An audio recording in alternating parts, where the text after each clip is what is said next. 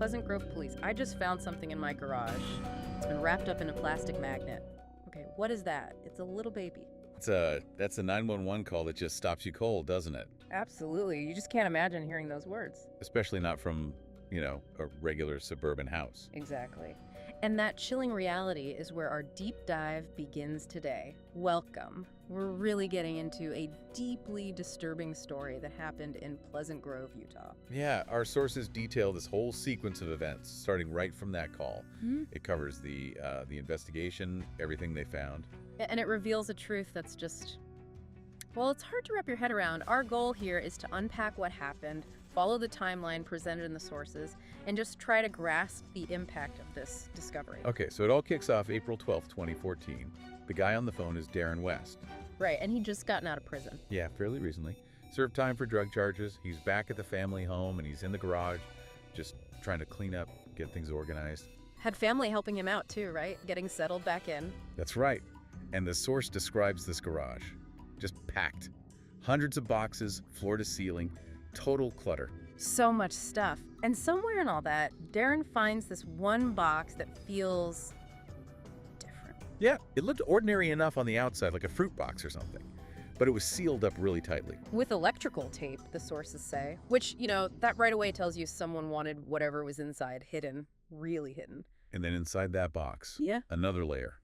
A bag, wrapped over and over with duct tape. Just layers of concealment. So much effort to hide it, and when the police get there, they start carefully peeling back all those layers. And they find exactly what Darren reported. The sources confirm it was the decomposed body of a baby. Just horrific. The shock must have been unbelievable. For Darren, for the officers. Right. And the sources mention Darren's reaction, confronting his estranged wife, Megan Huntsman, saying things like, "What the hell is this? What have you done?" Oh man, so immediately this shifts. It's not just a tragic discovery anymore. No, it's instantly a homicide investigation. Yeah. And they're looking at this chaotic garage, packed with boxes, realizing the sheer scale of the scene they have to process. Yeah. Just an overwhelming task to even figure out where to start searching properly. And the big question, the immediate one, is obviously, who's the mother? Where is she? All eyes turn to Megan Huntsman. Darren tells the police, yeah, they're still legally married, but she'd lived years before. She was living somewhere else. Yeah, in West Valley City with a boyfriend. Yeah. But she's the one person who might have answers about that baby in the garage. Okay, so the investigation moves fast. They find Megan in West Valley City, bring her in. Right. She sits down for questioning with Detective Beckstrom, and the sources say, yeah, she seemed upset, which you'd expect. But something felt off.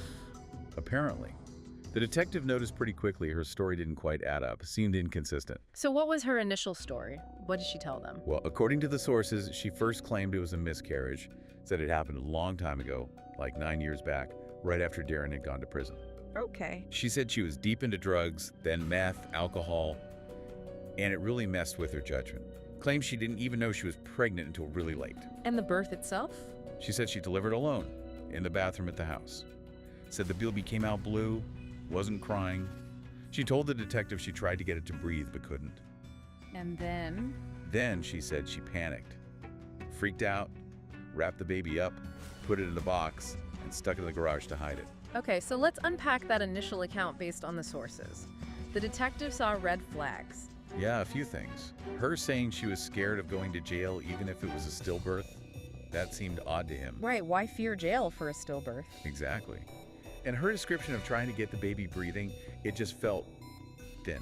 Like she wasn't telling the whole story. There was this sense she was maybe trying to minimize things or hide the full reality. While she's telling this story in West Valley City, the search is still going on back at the house. Oh yeah, painstaking work. You remember all those boxes in the garage?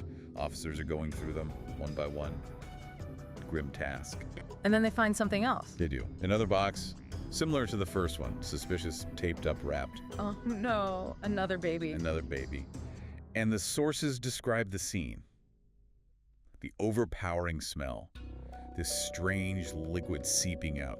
Horrifying signs of decomposition. Just unimaginable for those officers. Truly. And this discovery is where the interview with Megan takes a massive turn. How so? Detective Beckstrom gets the news about the second baby while he's still talking to her. He confronts her with it, tells her, we found another one. And her reaction? According to the sources, it's just stunningly casual. She just says, well, there's more, there's others. Wait, what? Just like that, there's others. Just like that, the detective must have been floored. He asked her, how many others? And she gives a number. She estimates. Initially, she says maybe 8 or 9 bodies total might be found in that garage. 8 or 9. She brings up the drugs again, meth, alcohol, saying how much it impaired her judgment over the years. But at this point, she's still sticking to the story that they were all stillborn. Even with potentially 8 or 9.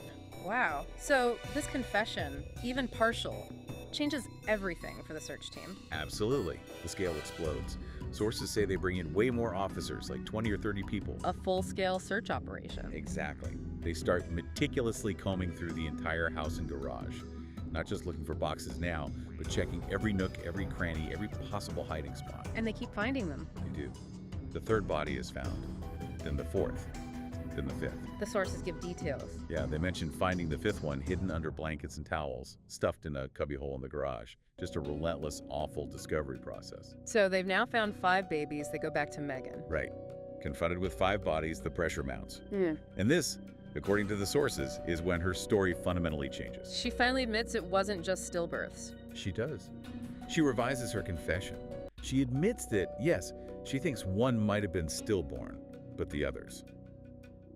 She killed them. She killed them after they were born. Yes. Did she say how? The sources detail it. Chillingly simple. Suffocation. She apparently described it just as like, shh. Oh, that's horrifying. After they were dead, she said she'd wrap them in towels, put them in garbage bags, then into the boxes, tape them up, and hide them in the garage. Yeah. Cycle repeated over and over. What possible reason could she give? What was her motive, according to her? Fear, she said. According to the sources, it was fear of people finding out she was pregnant. But over so many years. Yeah, she mentioned being young initially, but obviously this spanned a decade. She kept coming back to the drugs myth, alcohol, saying they just destroyed her judgment, warped her thinking. Any other reason? She even mentioned something about living in Utah, feeling like having lots of kids wasn't the norm, adding to her secrecy. But she was very clear, the sources say, that she never told anyone. Not Darren, nobody. Which brings us back to Darren. The police must have grilled him about whether he knew. Megan apparently suggested he had to have known about the pregnancies, right? Yeah, she implied that during questioning, so police definitely pushed Darren hard on that. And his story. He stuck to it, sources say. Insisted he never knew. Never knew about the pregnancies, definitely not about the dead babies hidden just feet away in the garage. Did he acknowledge the drug use? Oh yeah, he admitted they both struggled with drugs during those years. It was part of their life, sadly. But he was adamant, no knowledge of the bodies, no knowledge of the killings. So it comes down to evidence. What did the forensics show? This was crucial, as the sources point out. Forensics provided objective facts. They found fingerprints on the boxes, on the tape. Whose prints? All Megan Huntsman's. Her prints were on the boxes, the electrical tape, the duct tape. And Darren's? None. His prints weren't found on any of those items used to hide the babies. Okay, that's significant. What about DNA? DNA testing confirmed Darren West was the biological father of all 7 children found. So, biologically his children, but no physical evidence linking him to the concealment or the crime itself. Correct. Based on that lack of forensic evidence and no other proof he knew, Darren was eventually released. The investigation zeroed in solely on Megan. And she was arrested. Yes, charged with 6 counts of murder. 6, not 7. Right. The prosecution accepted that one baby might have been stillborn, aligning partly with her final confession. So, 6 murder charges for the one she admitted killing after birth. And how did the legal case resolve? Megan Huntsman pleaded guilty. She pled guilty to all 6 counts of murder. No trial then. What was the sentence? The judge sentenced her to 6 consecutive terms of 5 years to life in prison. Consecutive, meaning they run one after the other. Exactly. It ensures she'll spend the rest of her life behind bars. There's basically no chance of parole adding up that way. You know, trying to process this whole thing, it's just incredibly hard. The sources call it unfathomable. How could a mother do this? It's almost impossible to comprehend. Her own statements point heavily towards the devastating role of severe drug addiction, how it can just shatter someone's mind, their judgment, their connection to reality. Leading them down such an unbelievably dark path. And the secrecy. Hiding 7 pregnancies, 7 bodies for 10 years in a house where people were living. It just defies belief. It really does. If you, the listener, find yourself drawn to these kinds of deep dives, exploring the complexities of crime, why people do unthinkable things, and how investigators piece it all together, you might want to check out other cases. Consider subscribing to the Dead Quiet Crime podcast for more in-depth looks at compelling mysteries like this. Yeah, this case really makes you confront uncomfortable things, the secrets people can keep, even from those closest to them. The horrific outcomes when addiction or mental health issues spiral completely out of control. That gap between the normal-looking house on the outside and the absolute horror hidden inside is chilling. It really is. And it leaves us, like the sources suggest, with so many lingering questions. Okay, drugs played a huge role, clearly. But what else? What combination of factors pushes someone to this extreme? And the other big one, how did no one notice? 7 pregnancies over a decade. How did Darren not see anything? It just challenges everything you think you know about the people around you, the secrets that might be hidden right under your nose. It's a very stark reminder that sometimes the most profound darkness isn't far away. It's hidden behind ordinary doors or, amidst the clutter in the garage. Well, we hope this deep dive into the Pleasant Grove case, drawing from the available sources, has given you a clearer picture of these disturbing events. Thank you for joining us. Yeah, thanks for listening. We really encourage you to keep exploring topics that grab your interest and make you think. And if you found this deep dive valuable and want to see more content like it, please do subscribe to the YouTube channel where you found this.